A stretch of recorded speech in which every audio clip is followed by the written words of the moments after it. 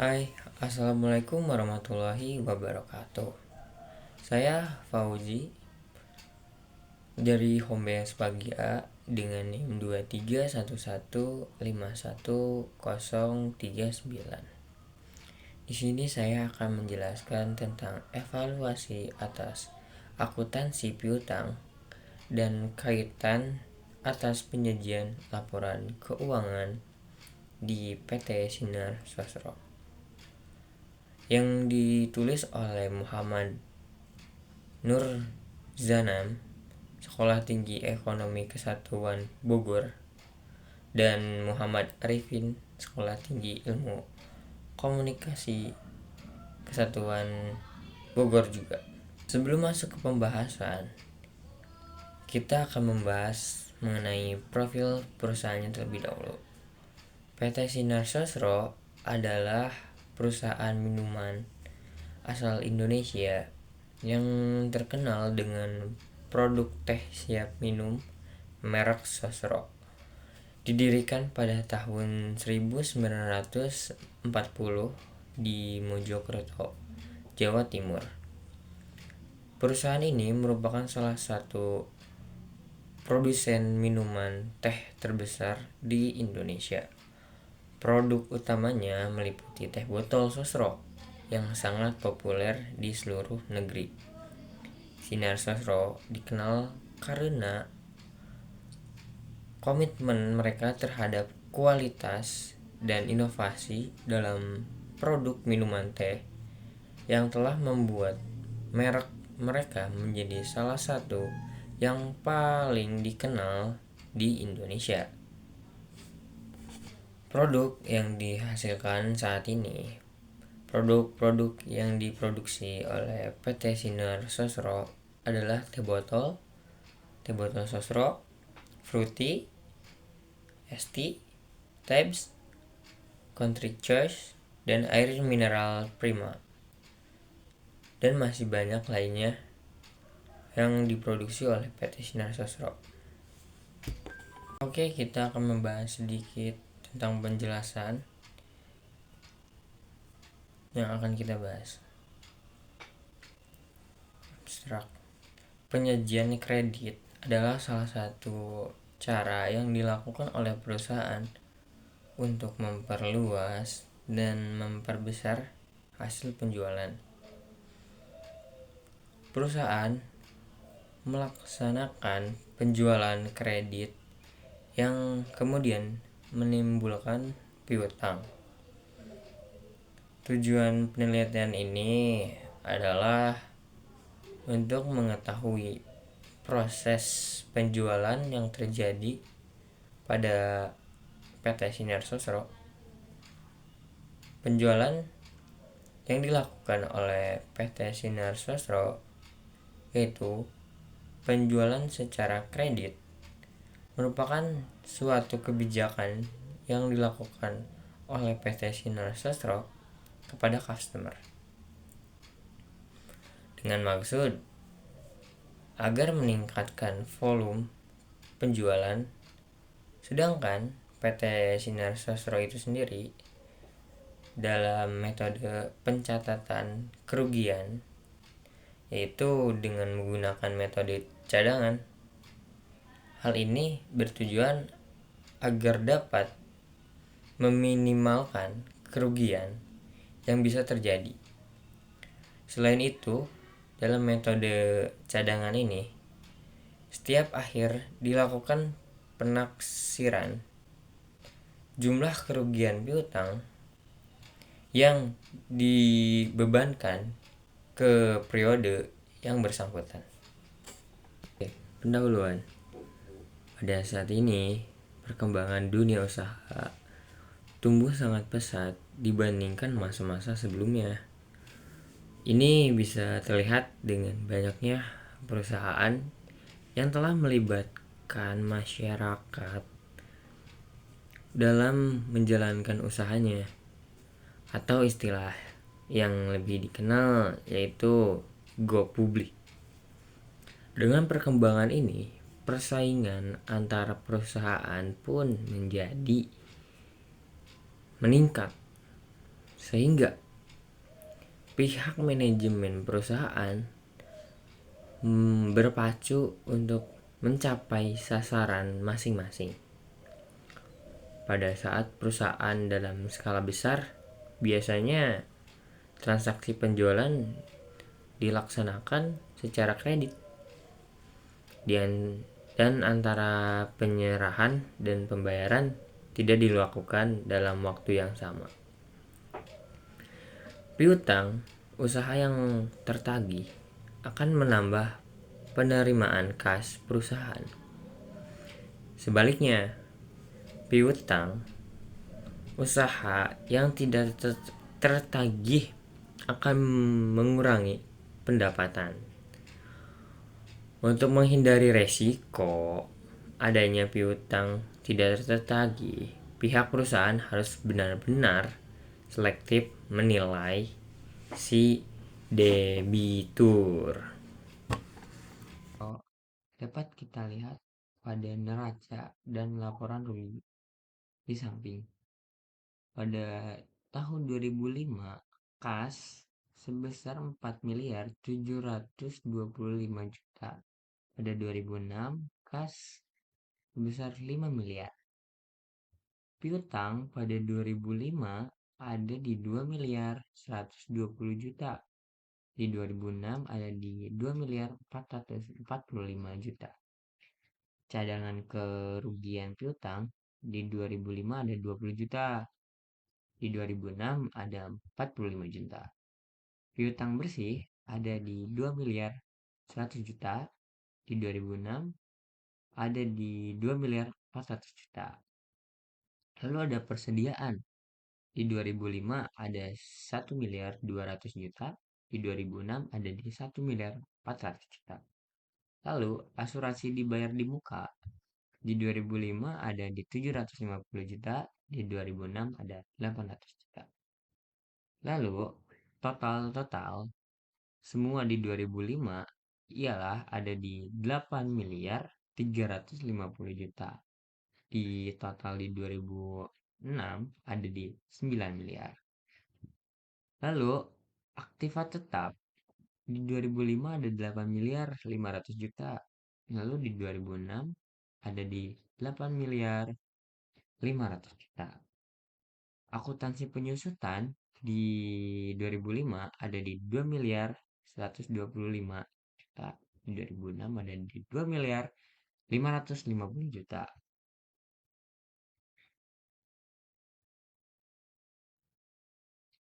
Lalu totalnya semuanya ada di 15 miliar 150 juta di 2005 dan di 2006 ada di 15 miliar 150 juta. Nah, lalu ada hutang wesel. Hutang wesel di 2005 ada 1 miliar 500 juta. Di 2006 ada di 1 miliar 200 juta. Hutang dagang ada di 1 miliar 725 juta di 2005 dan di 2006 ada di 1 miliar 150 juta. Hutang bank di 2005 ada 3 miliar nih. Di 2006 ada 4 miliar. Naik ya. Lalu total semua ada di 6 miliar 225 juta di 2005. Kalau di 2006 ada di 5 miliar 950 juta. Di 2005 modal saham tuh ada 6 miliar. Di 2006 modal saham ada 6 miliar juga.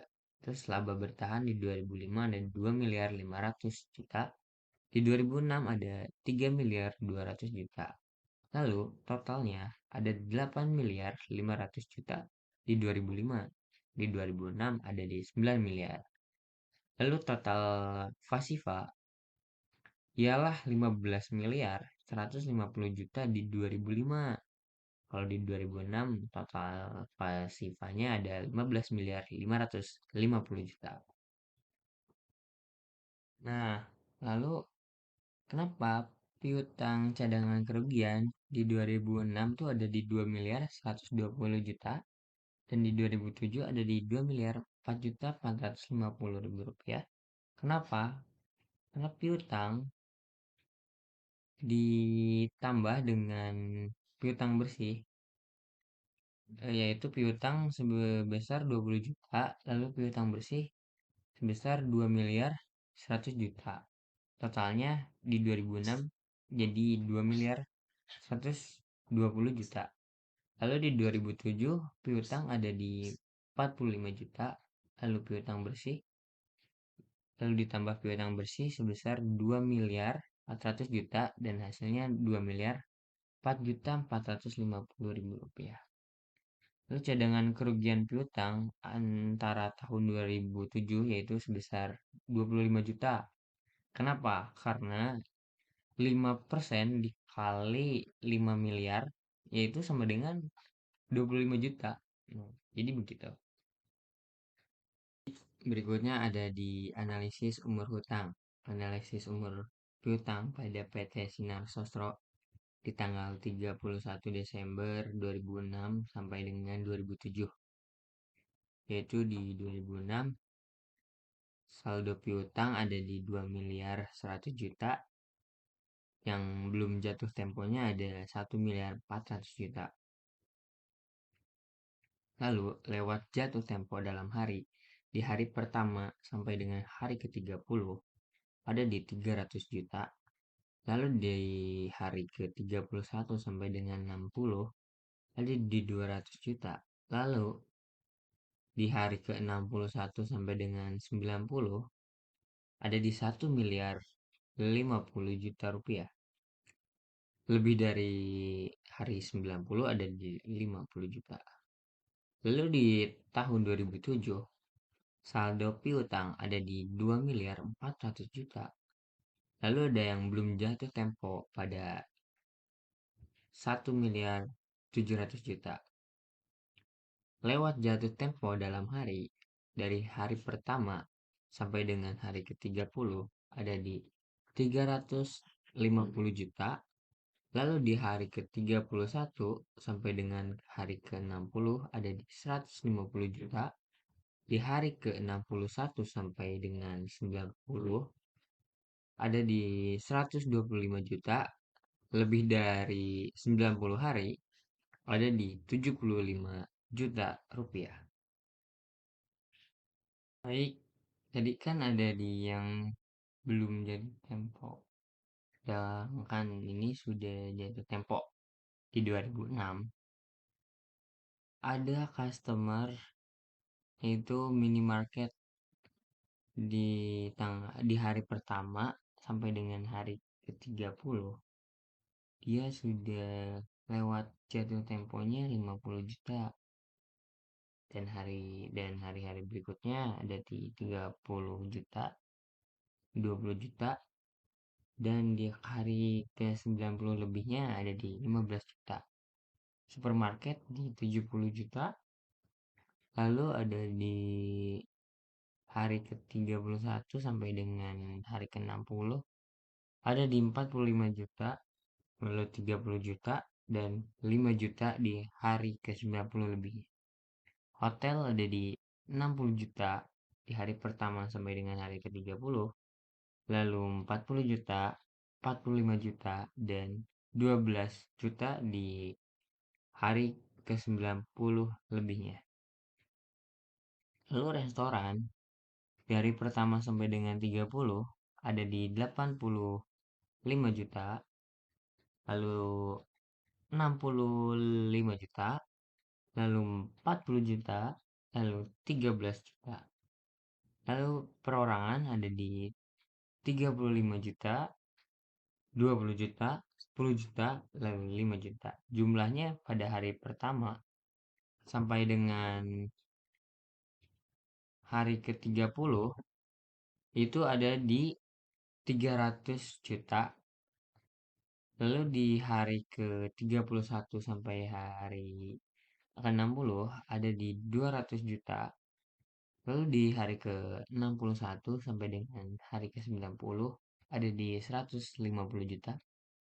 Lalu lebih dari 90 harinya ada di 50 juta. Nah, oke, berikutnya ada piutang yang telah jatuh tempo di tahun 2007 adalah di minimarket. Di minimarket tuh ada di hari pertama sampai dengan hari ke-30 tuh ada di 65 juta. Di hari ke-31 sampai hari ke-60 tuh ada di 30 juta.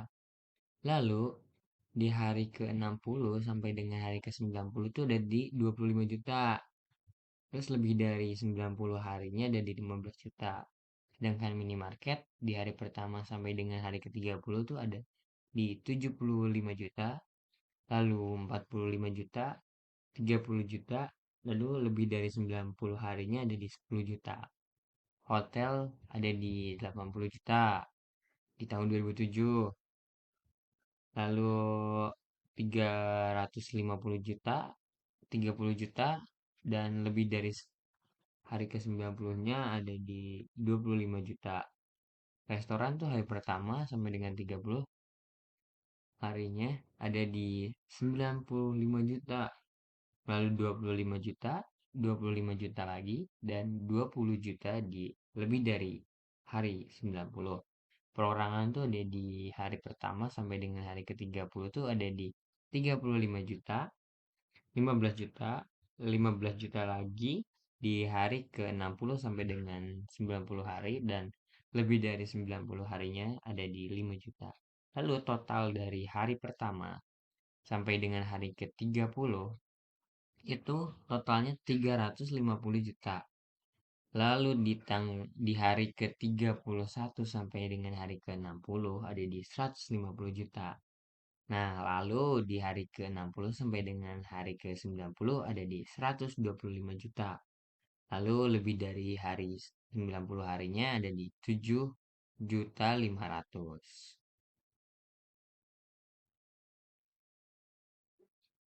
Baik, lalu di 2007 piutang yang belum jatuh tempo pada 2007 yaitu minimarket yang belum jatuh temponya itu ada 3 miliar. Lalu supermarket 3 miliar 500 juta. Lalu hotel ada di 5 miliar 500 juta. Lalu restoran ada di 4 miliar. Lalu perorangan ada di 10 juta. Totalnya ada di 1 miliar 700 juta. Hmm, sekarang ada di estimasi kendala piutang yang tidak ditagih nih. Customer, yaitu customer adalah salah satu bentuk dari kendala yang menyebabkan tidak tertagihnya suatu piutang karena bangkrutnya suatu usaha customer tersebut. Dan ada juga customer yang memang susah membayar. Kalau pasar adalah salah satu tempat di mana tempat berkumpulnya semua jenis barang, baik itu makanan, minuman, minuman ringan, dan seperti teh botol. Kesulitan yang dialami semakin banyak produk atau jenis minuman baru yang pada saat ini sih gitu. Lalu ada di persaingan harga. Harga adalah salah satu yang membuat piutang ini tidak tertagih. Ini disebabkan karena banyak produksi minuman baru. Harganya lebih terjangkau dari minuman teh botol itu sendiri sih. Ya, piutang ini memiliki resiko tidak tertagih sehingga timbulnya kerugian. Terdapat dua metode dalam akuntansi kerugian piutang. Penjualan kredit disampaikan mendatangkan keuntungan jasa bisa membawa kerugian bagi perusahaan. Penjualan kredit akan menguntungkan bagi perusahaan karena lebih menarik bagi calon pembeli sehingga volume penjualan meningkat yang berarti kenaikan pendapatan bagi perusahaan. Di lain pihak, penjualan secara kredit seringkali mendapatkan kerugian bagi perusahaan apabila debitur tidak mampu melaksanakan kewajibannya.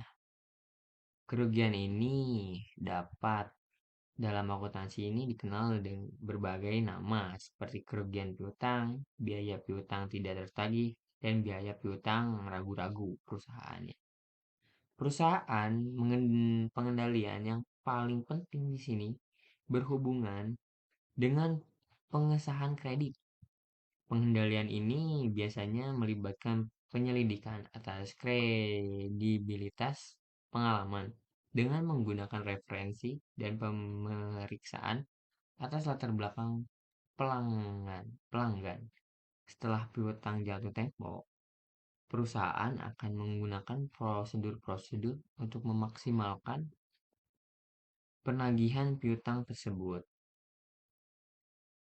Jika setelah upaya berulang-ulang gagal, perusahaan mungkin perlu memindahkan tugas penagihan ke agen penagihan untuk mengurangi resiko PT Sinar Sosro membuat suatu kebijakan, yaitu dengan cara mengestimasi piutang tidak tertagih selama periode berjalan. Nah, kita sudah di akhir acara nih, yaitu kesimpulan.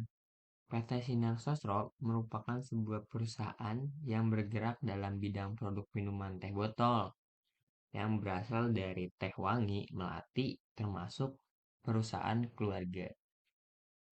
Penilaian dan pelaporan piutang pada PT Sinar Sosro dinilai sebesar kas neto yang dapat direalisasikan, yaitu jumlah kas yang bersih yang dapat diterima, metode pencatatan kerugian piutang yang dapat digunakan oleh PT Sinar Sosro, yaitu dengan menggunakan metode cadangan, karena pencatatan kerugian piutang dilakukan pada akhir periode akuntansi. Nah, begitu teman-teman.